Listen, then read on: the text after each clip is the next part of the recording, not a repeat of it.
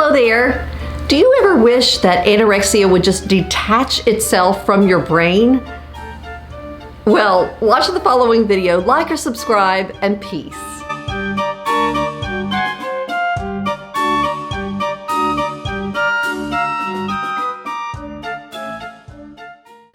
Hello there, my name is Billy Juliana. I'm 49 years old and I have a 40-year history of dealing with anorexia nervosa, and I'm currently following the recovery methods espoused by Tabitha Farrar, Kayla Rose Katecki, and Elisa Orris. And today I'm rather excited because anorexia has decided to detach itself from my brain and conduct an interview with me.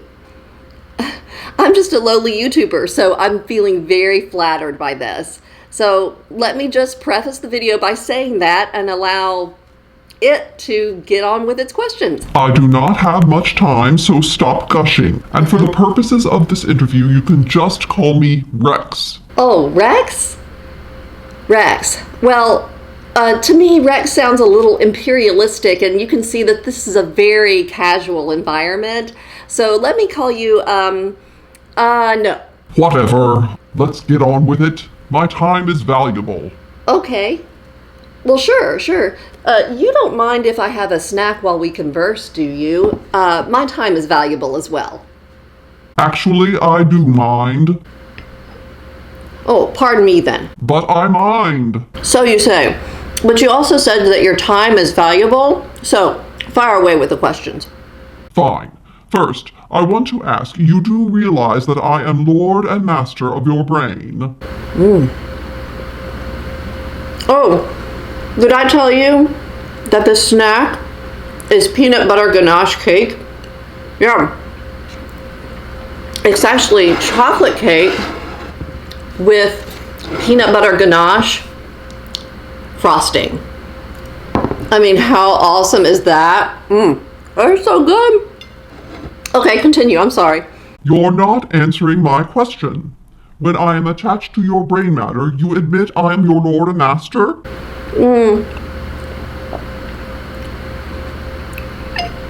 No, I can't say that for sure, because donuts really vie for that space as well. But if you keep yourself from eating the donuts when you really want them, it is I who controls your actions. I am your Lord and Master then. I'll concede that point. But what if I eat the donuts or the cake? You defy me, and I get angry. You're always angry, if I may point that out. So, anyway, next question. Why do you eat all these sweets? Why not some salad? I want sweets for some reason. Probably because more than anything, I just really want comfort. And I find comfort in warmth, coziness, and sweets. Is there anything comfortable about salad?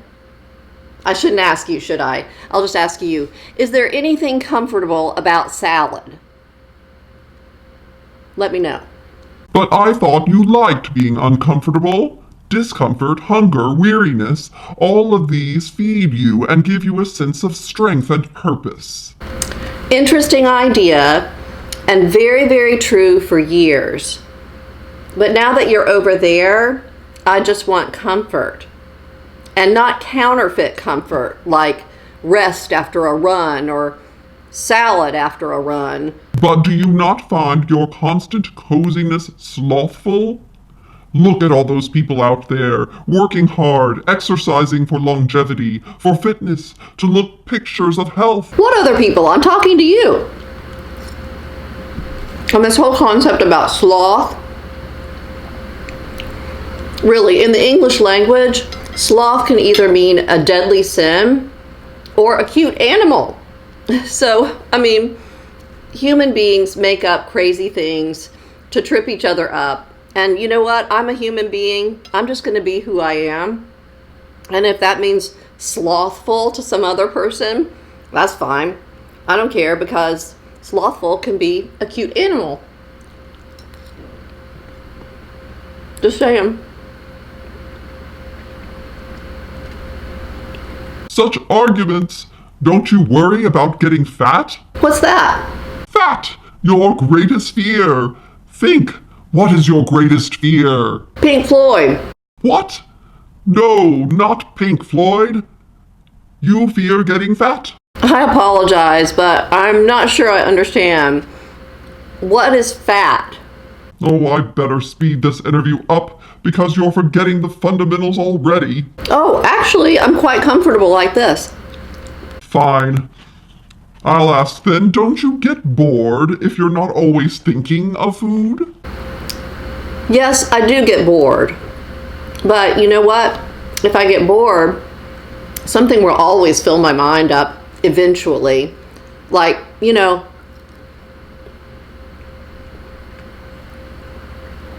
something like how the song Feel It Still by Portugal the Man, a very, very indie band, became such a popular hit.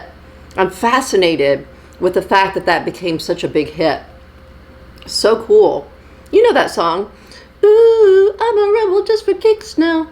You know that? That you know that song. I know it, and I like it too. I am a natural-born rebel, rebelling against all of life by conforming to it to the extent that I distort it. Oh, genius. Oh, should I be asking you the questions? Huh. In the words of Kendrick Lamar, I might just say, sit down, bitch, be humble. Sorry for swearing, but that's a direct quote. I sense animosity from you. More like outright hatred. That'd be more accurate. In that case, I should speed up this interview all the more. Do you not fear living without regulation, self-censure, body weight suppression, food abstention and food control, perpetual motion as dictated by the laws of Newton? Do you not fear living in anarchy? I do not think that anarchy is a good thing. No. But, listen to yourself. Starvation and perpetual motion are both fallout from anarchy itself. You should listen to yourself, tie yourself a knot sometimes. That's crazy. Oh, and by the way, I like Fig Newtons. Am I coming out of left field? Ooh, I'm a rebel just for kicks. Well, that concludes the interview with Anorexia. I'm afraid Anorexia has left the building. But you know what? I kind of don't mind. I'm enjoying myself quite enough without it. So I'm going to just go ahead and chow down.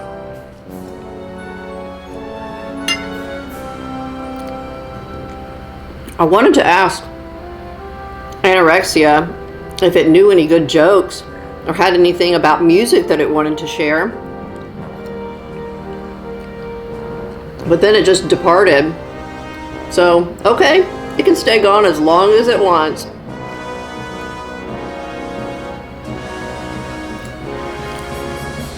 Meanwhile, I can tell you that chocolate cake with peanut butter ganache frosting is the best.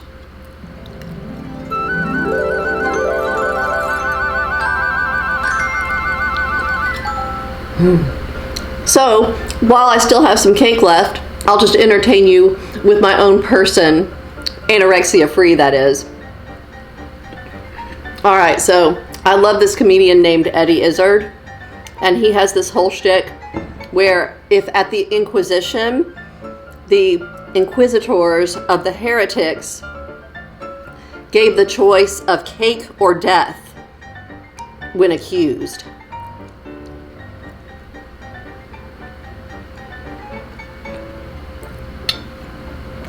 Now, Eddie Izzard is from England, so I'm going to try to do an English accent.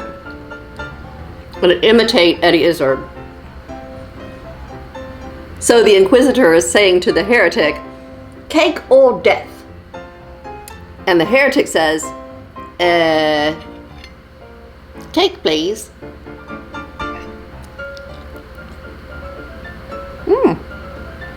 It's very nice. That's Eddie Izzard for you. One piece of Eddie Izzard. And this is one big piece of cake. Okay, now another thing I'm going to throw at you that you can leave in the comments is, what bands out there do you know whose lead singers are drummers? I'm very curious. I'm collecting a list. Of course, there's there's Genesis with Phil Collins. That's kind of like the most obvious one. But then there's also the band Levon Helm. And there is also Night Ranger. And sadly to say, Karen Carpenter. But she was a great musician and a drummer.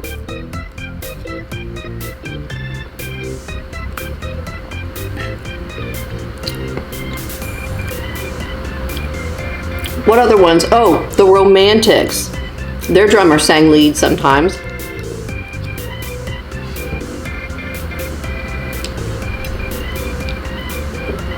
And you wouldn't consider Queen because of Freddie Mercury. I mean, he's the lead singer, but every now and then their drummer did sing lead.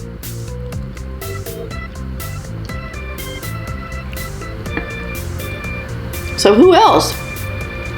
This is delicious, by the way. You know, I'm so glad that Anorexia left so that I could just have this time with you to eat cake and just chitter chatter about this, that, and the other without anorexia attached to my brain. That's fun. So, okay, let me ask you another question. Leave in the comments any bands that you know whose lead singers are drummers, and you get bragging rights if you have come up with something that I didn't come up with. Then also leave in the comments any comedians that you really, really think are super funny. I love Eddie Izzard. I also like Martin Short. I also like, well, you know, not really. I was going to say Jim Carrey, and then I'm like, nah. So, scratch him off. But if you like Jim Carrey, you can leave that in the comments as well. So, favorite comedians. Okay. If you're falling short on comedians, favorite movies. And if you're from a foreign language country, I do not care if it is a foreign language film. I love watching foreign language films of all types. So just let me know, okay? I want to watch your film. I want to watch whatever's your favorite film. Unless it's something really gory. And then I may not be able to watch it. But you can leave it in the comments, okay?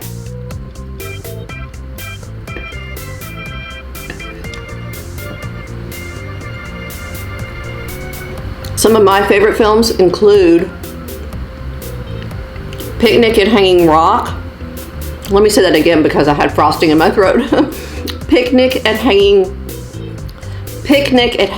Rock, which was directed by Peter Weir and came out in 1975. And it is an Australian film. So thank you, Australia, for giving us Peter Weir.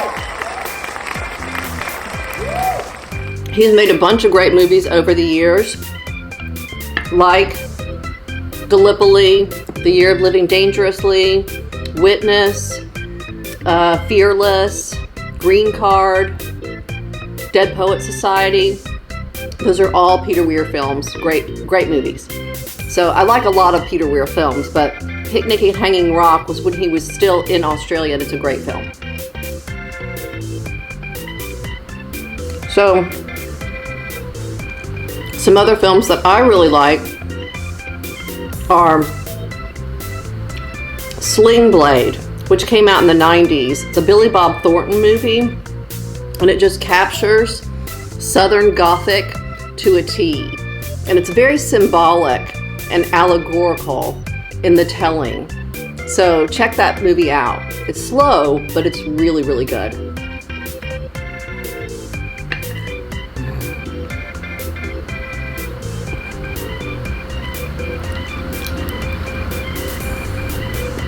So another movie that I'll mention, this is in honor of a friend of mine. It came out relatively recently. It's by the same filmmakers who did The Favorite last year. And that is The Lobster. Oh my Lord. What a weird movie. It was so weird, it was good. It was so weird and it was just gratifying. It's dystopian and it's got a plot that you can follow, but it's just weird. And my friend absolutely loves the film, so in his honor, I will mention The Lobster. Check that out if you haven't seen it.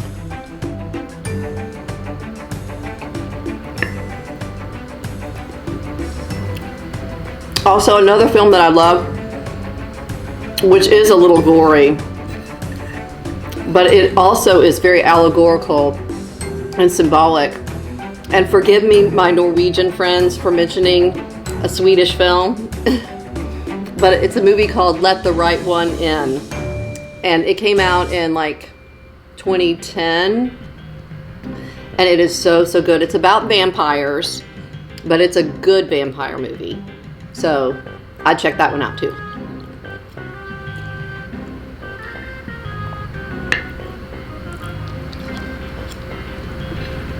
Another film that I really, really like, and this goes back to when I was studying French film at university, and I loved Jean Renoir, a great director from France, and his chef d'oeuvre, as they say in French, and that is Le Grande Illusion.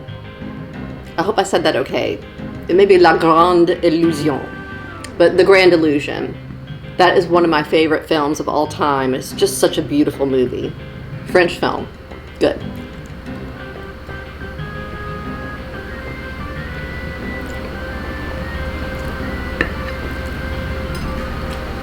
So beautiful, it must be destroyed.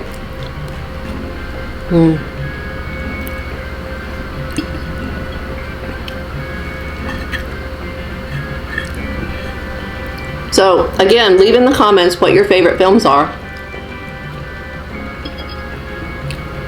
And also, I do have music contests coming up, but I know you probably would like to have some input in the categories that I come up with, especially if I can come up with the song that you were thinking of that fits into a category that you think of. So also write in the comments any categories of songs that I might choose for a song contest.